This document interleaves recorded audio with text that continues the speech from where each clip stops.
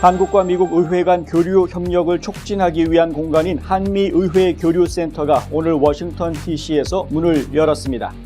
보수적인 연방 대법관들은 오늘 법무부가 2021년 의사당 사태에서 펜실베니아주 남성에 대해 제기한 업무 방해 혐의에 대해 회의적인 신호를 보냈다고 로이터 통신이 보도했습니다. 공화당이 다수인 하원이 알레한드로 마요르카스 국토안보부 장관의 탄핵안을 상원에 넘겼습니다. 하원의 미중 전략 경쟁 투기는 오늘 이른바 좀비 마약으로 불리는 펜타닐과 관련해 중국 정부가 세금 환급을 통해 불법 펜타닐 원료, 기타 합성 마약의 생산 및 수출에 직접 보조금을 지급하고 있다고 폭로했습니다. 국제통화기금 IMF가 예상보다 강한 미국 경제와 인플레이션 완화 등을 근거로 올해 세계 경제 성장률 전망을 소폭 상향 조정했습니다. 제롬 파월 연준 의장은 오늘 인플레이션이 2%대로 낮아진다는 더 큰 확신에 이르기까지 기존 기대보다 더 오랜 시간이 걸릴 것 같다고 밝혔습니다. 연일 연고점을 높이던 $1 환율이 결국 17개월 만에 1,400원 선까지 올라섰습니다. 주 로스앤젤레스 대한민국 총영사관은 대한무역투자진흥공사 코트라 LA 무역관과 함께 오는 23일 LA 서던 캘리포니아 대학에서 취업 박람회를 개최한다고 발표했습니다. 조지아주 둘루스에 본점을 두고 있는 한인은행 프라미스원 뱅크가 뱅크 오브 호프의 애난데일 지점과 센터빌 지점을 인수하면서 버지니아주에 진출합니다. 미시 화장품 4월 맞이 세일!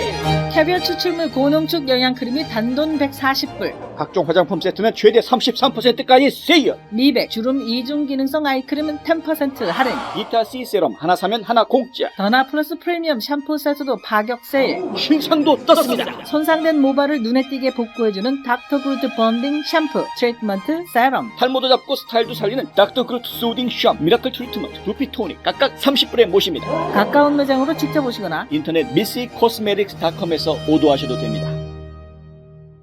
요즘 건물 사야 된다던데? 커머셜 전문 브로커 누가 좋지? 안드라스 부동산이지. 미국 모든 주에서 매매가 가능하다고. 쇼핑몰, 리테일, 오피스 빌딩, 호텔, 웨어하우스. 누구라고? 유튜브에 안드라스 윤 쳐봐. 이제는 철저히 준비된 전문성만이 수익성을 창출하는 시대입니다. 저 안드라스 투자에 대한 답을 드리겠습니다. 안드라스 커머셜.com에 더 많은 정보가 있습니다. 안드라스 부동산 770-802-0688. 딱 한 잔은 괜찮겠지? 이거 봐, 멀쩡하잖아. 다들 이 정도는 그냥 운전해. 아니요, 제발 말려주세요. 40불 아끼려다 40년 빼앗깁니다. 음주운전을 막을 수 있는 유일한 사람은 바로 당신입니다. 음주운전 하지 맙시다. 음주운전은 범죄 행위이자 살인 행위입니다.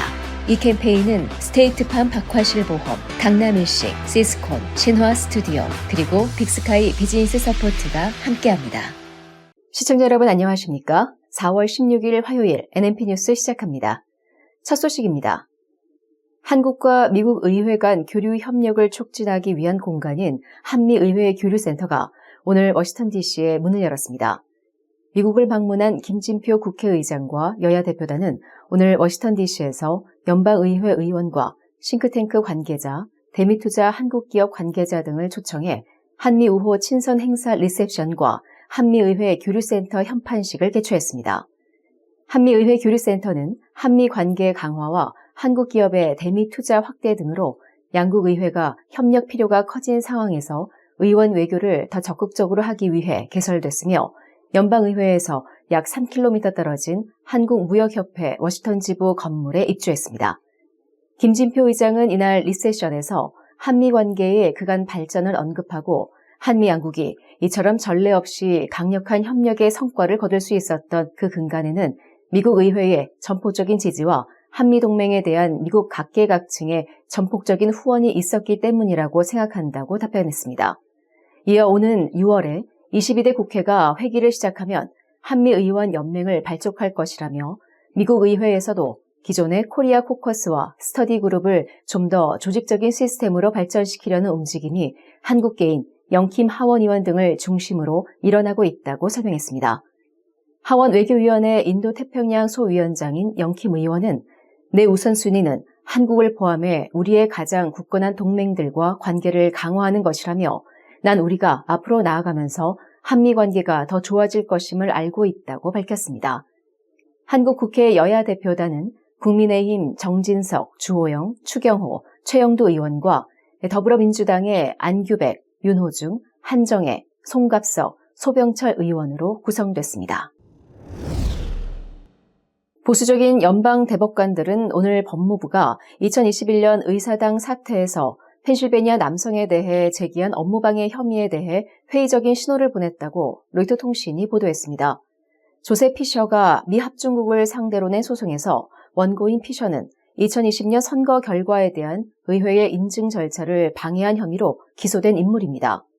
CNN에 따르면 클래런스 토마스 대법관은 업무 절차를 방해하는 폭력적인 시위가 많이 있었다면서 정부가 과거의 다른 시위에도 이 조항을 적용한 적이 있는가라고 물었습니다. 피셔는 의회가 2020년 선거 결과를 인증하려는 사이 1월 6일 의사당에 들어갔다가 기소됐습니다. 그는 전직 펜실베니아 경찰관입니다. 트럼프 전 대통령 또한 지난해 잭 스미스 특별검사가 제기한 형사소송에서 이와 같은 혐의를 받고 있습니다. 보수 성향의 연방 대법관들은 지금은 사라진 에너지 회사 엔론의 회계 사기 스캔들 이후 통과된 2002년 사베인스 옥슬리 법의 방해 조항을 1월 6일 피고인들에게 적용하는 것에 대해 우려를 표명했습니다. 존 로버츠 대법원장은 이 법이 증거를 변경하거나 파괴한 피고인에게만 적용될 수 있다고 지적했습니다. 반면 진보 성향의 소냐 소토마요르 대법관과 엘레나 케이건 대법관은 피셔의 행동으로 인해 법무부가 방해 혐의로 기소할 수 있다고 시사했습니다. 피셔는 의회 사태 당시 의사당 입구를 지키고 있던 경찰에게 돌진해 경찰의 방패에 몸을 밀쳤다는 혐의를 받고 있습니다. 로이터 통신에 따르면 1월 6일 의회 사태와 관련해 기소된 약 1,400명 중 약 350명이 업무방해 혐의로 기소됐습니다. 대법원이 피셔에 대한 기소를 기각하면 이들은 재심을 청구하거나 유죄를 철회하거나 새로운 재판을 요청할 기회를 얻게 됩니다. 또 트럼프의 업무방해 관련 혐의를 경찰이 입증하기 더 어렵게 만들 수도 있습니다. 한편 대법원은 오는 4월 25일 트럼프의 대통령 면책 특권 주장에 대한 변론을 심리할 예정입니다. 11월 대선을 앞두고 조 바이든 대통령과 도널드 트럼프 전 대통령이 국경 정책을 놓고 공방을 벌이는 가운데 공화당이 다수인 하원이 알레한드로 마요르카스 국토안보부 장관의 탄핵안을 상원에 넘겼습니다. 하원은 오늘 마요르카스 장관에 대한 탄핵안을 상원으로 송부했습니다. 마이크 존슨 하원 의장은 이날 우리는 거의 4년 동안 마요르카스가 국경의 작전 통제권을 마약 카르텔에 넘기는 것을 목도했다면서 우리는 갱단과 전과자들이 미국으로 들어오는 것을 보고 있다라고 말했습니다. 이어 그와 바이든은 이 재앙을 설계했다라면서 그들은 이를 허용했고 이렇게 되길 바랐다며 마요르카스 장관의 탄핵 필요성을 언급했다고 뉴욕타임스가 보도했습니다. 상원에서 송부된 탄핵안이 바로 기각되는 것이 아니며 상원 의원들은 이르면 17일 탄핵 심판 배심원으로 선서할 것으로 전망된다고 CNN은 전했습니다. 또 일각에서는 상원 민주당이 탄핵 심판을 지연시킬 수 있다는 전망을 내놓고 있는데 상원 공화당은 일제히 척 슈머 상원 민주당 원내대표에게 지연시키지 말고 심판을 조속히 추진해달라고 촉구하고 있습니다. 탄핵 심판은 하원 소추위원단이 검사로 상원 의원이 배심원으로 각각 역할을 하는 구조입니다. 상원에서 탄핵안이 가결되기 위해서는 3분의 2 이상의 찬성이 필요합니다.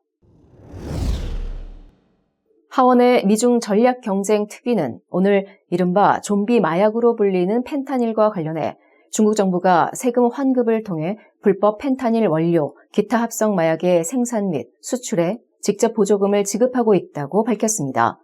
특위는 이날 펜타닐 위기에서 중국 공산당의 역할 제목의 보고서를 내고 이런 물질은 중국 내에서는 불법이고 전 세계적으로 합법적인 사용이 알려진 바 없다면서 이같이 말했습니다. 보고서는 또 중국 정부는 펜타닐 원료 및 합성 마약을 공개적으로 밀매하는 기업들의 금전적 보조금과 포상을 제공하고 있다면서 중국 지방 정부 관계자들이 이런 기업의 일부를 방문해 그들의 지방 경제에 대한 기여를 칭찬하는 경우도 있다고 밝혔습니다. 이어 중국 정부는 마약 밀매와 관련된 여러 중국 기업의 지분을 보유하고 있다면서 여기에는 마약 밀매 화학회사를 보유한 중국 정부 교도소, 수천 건의 마약 밀매 사례를 자사 홈페이지에 올린 중국 상장 회사도 포함된다라고 지적했습니다. 보고서는 7개의 전자 상거래 사이트에서 중국 업체들이 마약 밀매와 명백히 관련된 불법 물질을 판매하는 사례 3만 1,000건을 찾았다면서 중국은 광범위하게 인터넷을 감시하고 통제하고 있으나 펜타닐 전구체 및 기타 불법 물질의 판매는 허용하고 있다고 주장했습니다. 마이크 갤러거 특위위원장은 이날 펜타닐 위기에서 중국 공산당의 역할 청문회 모두 발언에서 중국 공산당은 이런 행동을 통해 더 많은 펜타닐이 미국에 유입되길 원하고 말하고 있다고 비판했습니다. 특위는 펜타닐 사태에 대응하기 위해 미국 정부에 마약 대응 합동 태스크포스 설립, 펜타닐 밀매를 차단하기 위한 무역 및 관세 관련 조치 시행, 자금 세탁 및 펜타닐 밀매에 악용되는 규제 및 법 집행 구멍 메우기 등을 촉구했습니다.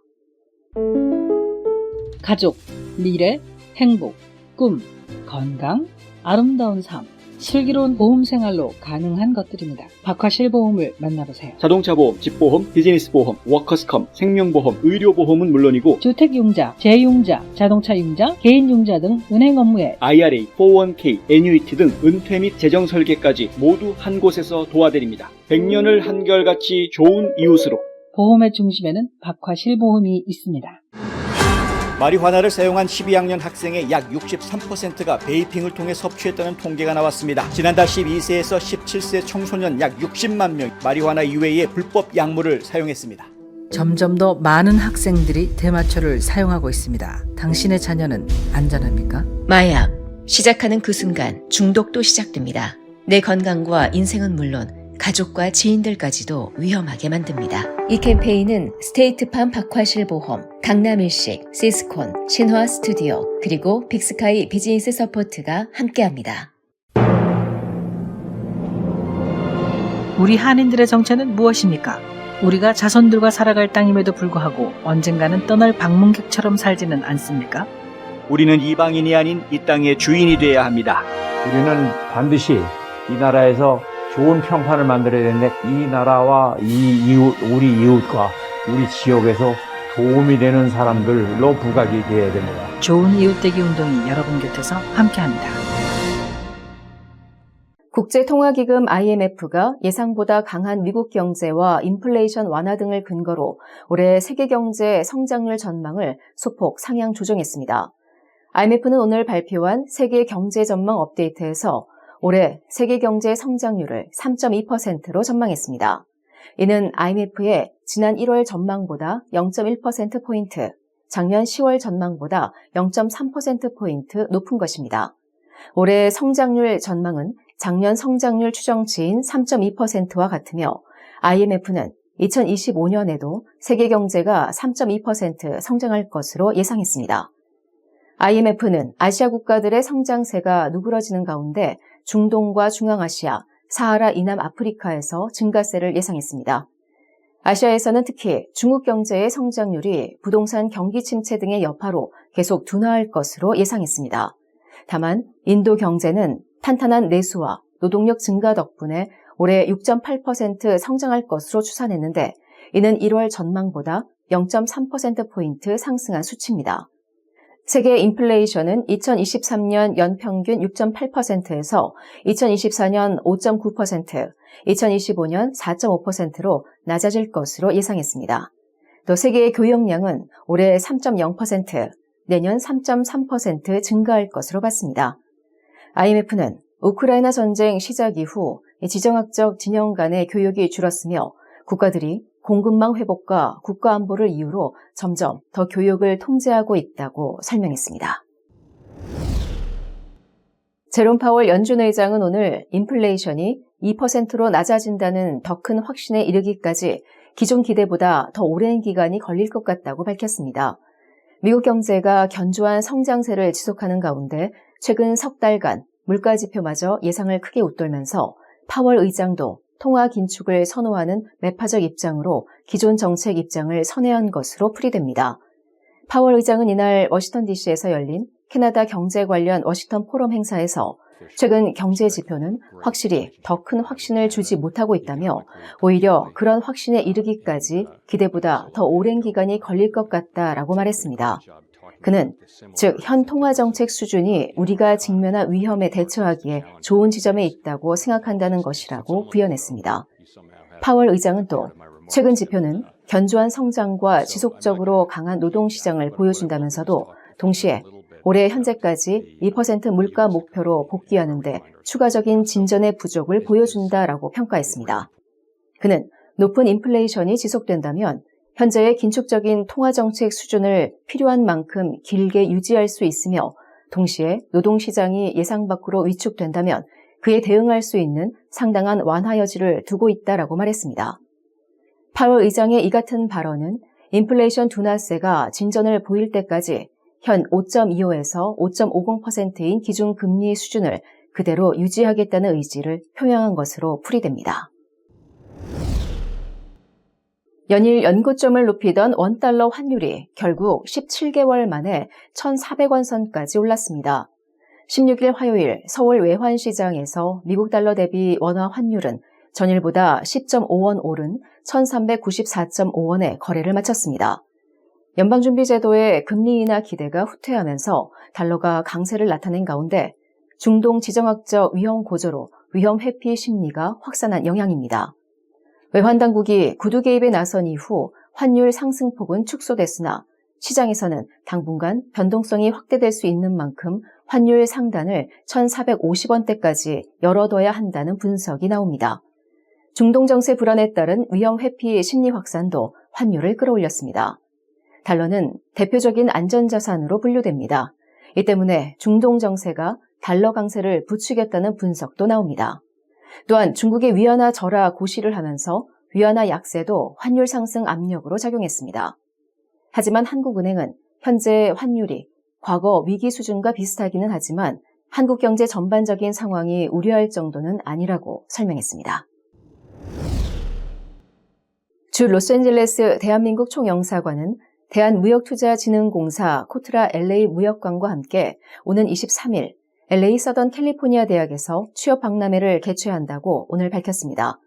LA 총영사관은 코로나19 이후 계속 온라인으로 취업 박람회를 열어오다 이번에 다시 오프라인 행사를 재개했습니다. 남가주 한국기업협회와 협업해 이번 행사를 마련했으며 15곳 안팎의 기업에서 일자리 50여 개를 소개할 예정입니다. 이번 취업박람회에 앞서 미 서부 주요 대학교 한인 학생회와 함께 한인 학생들을 대상으로 설문조사를 벌인 결과 학생들은 구직 시 본인 전공과의 연관성과 비자 지원 가능 여부를 가장 중요하게 고려하는 것으로 나타났다고 LA 총영사관은 전했습니다. LA 총영사관은 이를 반영해 채용 시 비자 지원을 고려할 의향이 있는 구인처 위주로 이번 행사에 모집했다고 설명했습니다. 구직자들은 각 기업의 채용 정보를 확인하고 해당 웹페이지를 통해 참가 신청을 하면 됩니다. 조지아주 둘루스에 본점을 두고 있는 한인은행 프라미스원은행이 뱅크 오브 호프의 애난데일 지점과 센터빌 지점을 인수하면서 버지니아주에 진출합니다. 이로써 프라미스원은행은 기존의 조지아주의 5곳 지점과 텍사스주 휴스턴 지점, 뉴욕주 베이사이드 지점에 이어 버지니아주까지 지점을 확장하게 됐습니다. 그 외에 은행은 펜실베니아주와 텍사스주 달라스에 대출 사무소를 운영하고 있습니다.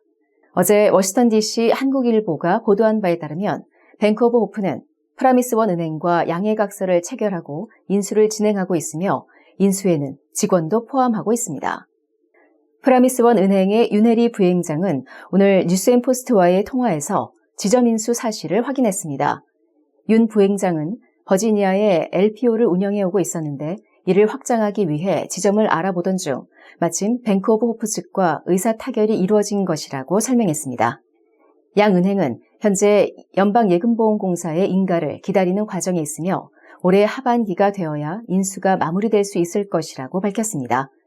지난 2008년 11월 노아은행으로 설립해 2018년 창립 10주년을 기해 은행명을 바꾼 프라미스원 은행은 이듬해부터 타주 지점 확장에 나섰고 올해 인수를 통해 지점 수를 총 10개로 늘리게 됐습니다. 우리 자신뿐만 아니라 우리의 자녀 세대를 위해서라도 어떤 정치적 성향을 가지고 있던 상관없이 투표는 꼭 해야 합니다. 내가 하는 한 장의 투표가 밝고 단단한 미래가 되어줄 것입니다. 우리 한인들 모두 투표합시다. 투표하십시오. 투표하십시오.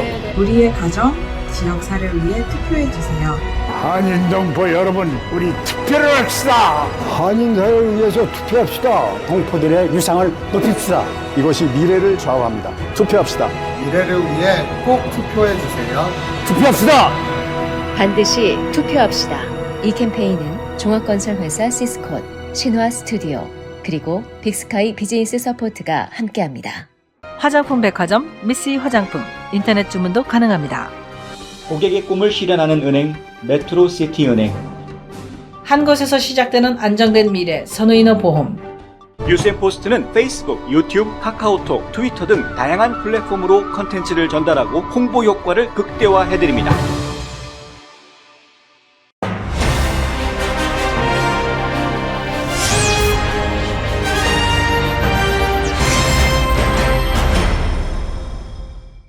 워싱턴 DC에 한미의회 교류센터가 열렸다라는 소식 앞서서 전해드렸습니다.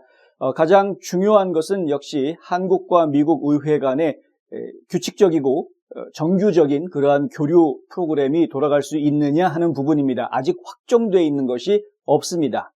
아직은 그래서요, 실제로 미국 의원들과 연방 의원들과 한국의 국회의원들 간의 교류가 공식적으로 이루어지고 있지 않은 상황입니다. 참 의아하죠.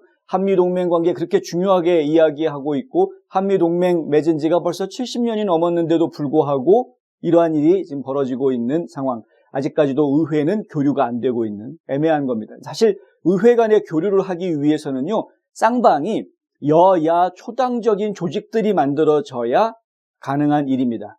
지금 중국과 한국 국회 간의 교류가 있긴 있습니다. 그런데 편파적입니다. 더불어민주당과 중국 공산당과의 교류가 있는 것이고요. 일본과 한국 간의 의회 교류도 있습니다만은 이것도 편파적입니다. 주로 국민의힘당 의원들과 일본 자민련 쪽의 의원들이 교류를 하고 있는 정도입니다. 그러니까 당대당 교류 정도가 있는 것이지 정상적인 의회 대 의회 간의 교류가 있는 것은 아닙니다. 그런 점에서 보면은 미국과의 의회 대 의회 교류가, 의회 대 국회 교류가 좀 지지부진한 부분이 아주 이해가 안 되는 것은 아닙니다. 정권이 바뀌더라도 입법부들 간의 교류가 제대로 이루어지게 하겠다라는 부분은 상당히 의미가 있고 중요한 것이다, 이렇게 말씀드릴 수가 있습니다. 가장 비근한 예가 뭐냐면요, 삼성입니다. 삼성전자가 반도체죠. 미국 행정부로부터 64억 달러라는 어마무시한 지원을 받기로 했습니다. 이런 지원이 이루어지게 된 것은 미국 연방의회에서 칩스라는 법안을 통과시켰기 때문에 가능한 겁니다. 그러니까 법을 만들어서 예산을 움직일 수 있게끔 했기 때문에 한국과 미국 간의 기업 투자가 훨씬 더 끈끈해질 수 있는, 물론 삼성전자가 훨씬 더 많은 돈을 미국에 투자하긴 합니다만은 어찌됐든 그러한 교류를 만들어낼 수 있는 끈끈한 유대관계를 더 굳게 해줄 수가 있는 것이죠.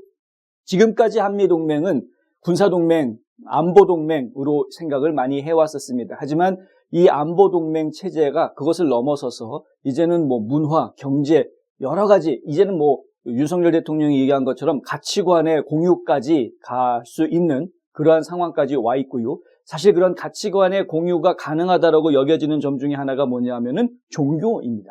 한국의 기독교와 미국의 기독교가 굉장히 깊은 유대관계를 가지고 있는데, 특별히 선교사를 파송하는 면에 있어서 세계 최대의 선교 국가가 미국인데요.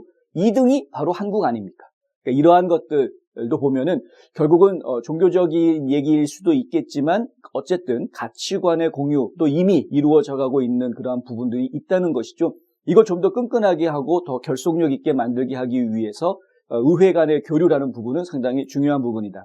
한 가지 안타까운 것은 김진표 국회의장 일행이 이번 주에 방문을 하고 있습니다만은, 하지만 국회의장이 왔는데 지금 그의 카운터 파트너라고 이야기할 수 있는 연방 하원 의장을 만나지를 못합니다.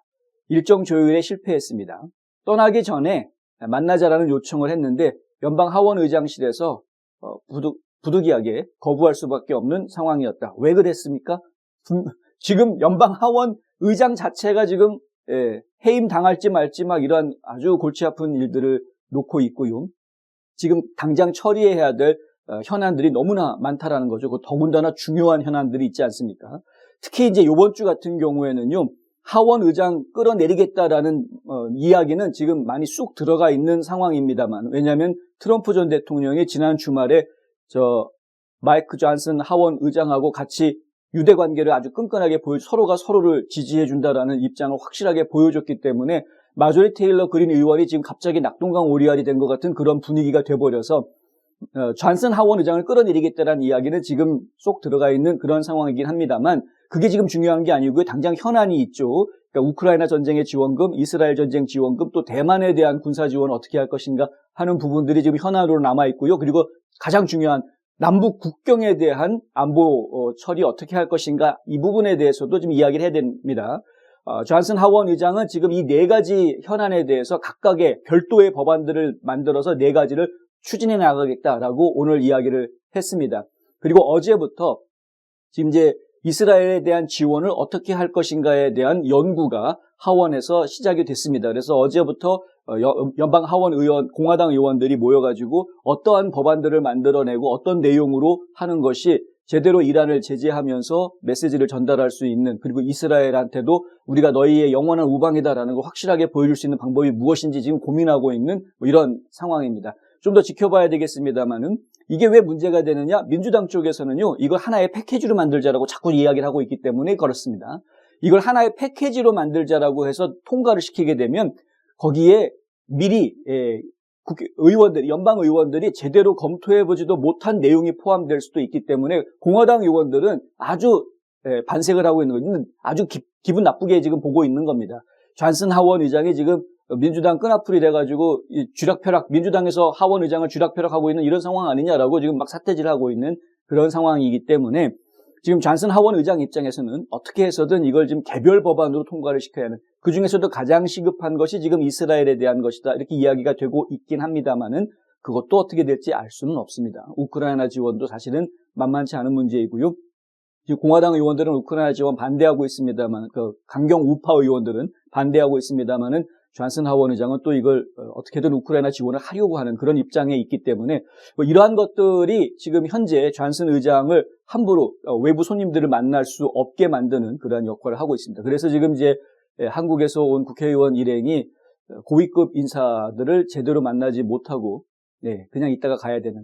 근데 뭐 따지고 보면은요, 이번 임기가 얼마 남지 않았죠. 6월 달이면은 새로 뽑힌 22대 국회의원들이 이제 임기를 시작을 하게 될 텐데, 그때까지 얼마 남지 않은, 어찌 보면 지금 이분들이 와가지고 연방 의원들하고 만나서 뭘 약속을 해봤자 별로 의미가 없는 그런 상황이어서 좀 더 지켜봐야 되겠고요. 하지만 김진표 의장이 이야기한 것처럼 한국 내에서도 초당적인 그룹이 만들어져서 의회 교류를 정례화하는 이런 부분을 추진을 할 것이고요. 또 미국 내에서도 코리아 코커스도 있고 뭐 스터디 그룹도 있고 하지만 그것들이 그냥 단순한 코커스나 스터디 그룹에서 멈출 게 아니라 하나의 조직, 정규적인 조직이 이루어져서 정식으로 의회와 의회 간에 협약이 이루어질 수 있게끔 일을 진행을 시켜줘야 한다라는 부분. 이건 이제 미국 의회에 주어진 숙제입니다. 오늘 민주당 의원, 공화당 의원 몇 명이 이 자리에 참석을 해서 축사를 하고 환영사를 했는데 그 일이 제대로 잘 이루어지기를 바랍니다만은, 하지만 그것도 좀 만만치는 않죠. 당장 6개월밖에 안 남은 11월 달에 가면 선거가 또 있으니까요. 열심히 한미 의회 뭐 교류 추진 열심히 하면 뭐랍니까? 올해 11월 달에 선거에서 지면 그러면 그 일을 추진을 할 수가 없게 되는, 동력을 잃어버리는 꼴이 돼버리기 때문에. 근데 그러한 점에서는 어떤 면에서는 이제 민주당 한미 동맹 관계를 좀 더 지속적으로 강화하기 위해서는 현재 그 한인 의원들, 공화당 의원이든 민주당 의원이든 한국계 의원들이 계속해서 연임할 수 있도록 어떤 그 범전국적인 한인 동포 사회의 관심과 성원이 좀 있어야 하는 것 아닐까, 뭐 이런 생각도 함께 해봅니다. 하여튼 한 단계 한 단계 발전하고 있는 모습, 뭐 정치가 가장 느리게 따라오고 있긴 합니다만은 어쨌든 따라와 주니 그래도 고맙다고 말해야 되는 뭐 이런 상황, 뭐 이런 것 같습니다. 이 부분은 약간만 설명을 드리도록 하겠습니다. 피셔라는 분이 있죠. 조셉 피셔, 바로 이분인데 2021년 1월 6일 의회 사태가 벌어졌을 때 의사당 안에 들어갔다라는 이유로 기소가 된 인물 중에 한 명입니다. 1,400명이 기소가 됐습니다. 그런데 그중에 약 350명 정도가 업무방해 혐의를 받았다라는 이야기죠. 업무방해라고 이야기하면 우리는 그냥 별거 아닌 것으로 생각할 수도 있습니다만은, 하지만 그냥 시위에서 난동을 부린 것보다요, 이 공무를 업무 방해했다, 의회의 기능이 멈추도록 의회 업무를 방해했다, 연방의회의 업무를 방해했다, 이러면은요 최고 20년형까지 주어질 수 있게 됩니다. 그러니까 이 혐의가 어떤 혐의가 주어지느냐에 따라서 형량이 달라질 수 있기 때문에 상당히 중요한 것입니다. 중범죄에 해당하고요. 지금 이제 검찰 측이나 법무부 측에서는 그날 1월 6일 합동의회가 벌어져서 선거 결과에 대한 인준 작업이 진행이 되고 있었는데, 선거인단 인준 절차가 진행이 되고 있었죠. 그것을 멈추게 했기 때문에 결국은 이것은 의회 의정 활동을 방해한 것이다. 그래서 방해 혐의를 적용해야 된다. 그러한 법이 있습니다. 그러한 사베인스 옥슬리 법이라고 해가지고요, 이러한 법이 있다라는 겁니다. 근데 지금 이제 대법관들은 좀 생각이 다르다라는 거죠.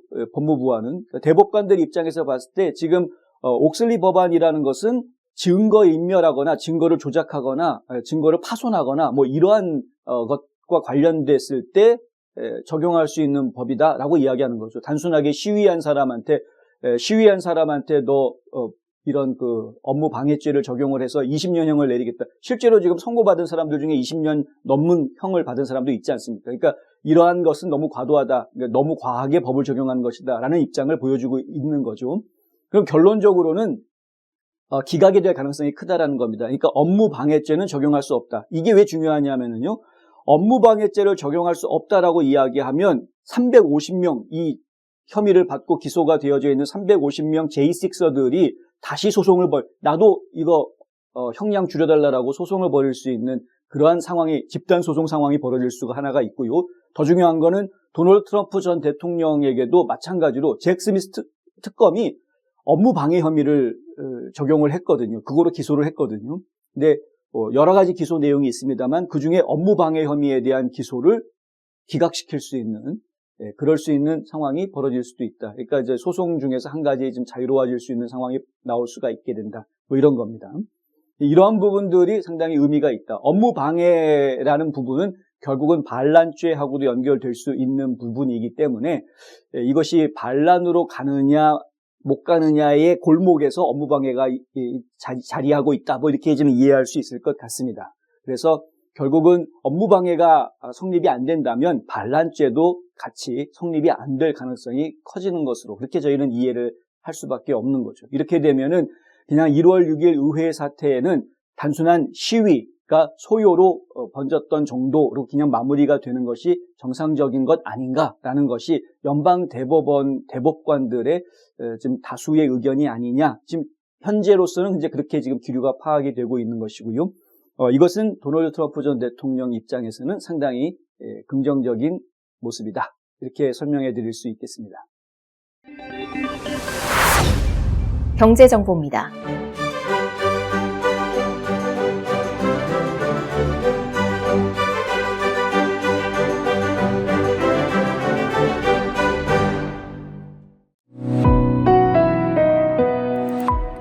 날씨 정보입니다.